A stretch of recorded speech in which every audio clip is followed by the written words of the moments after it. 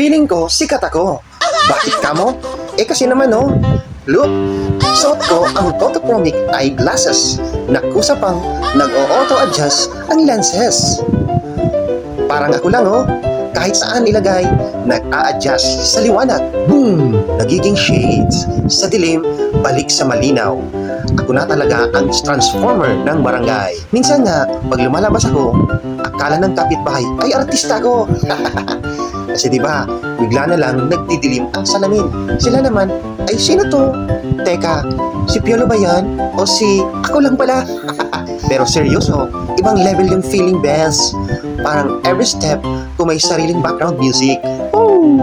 Tananan, superstar! So andyan ang aking yellow basket sa baba. I-check nyo na. I-check out nyo na yan.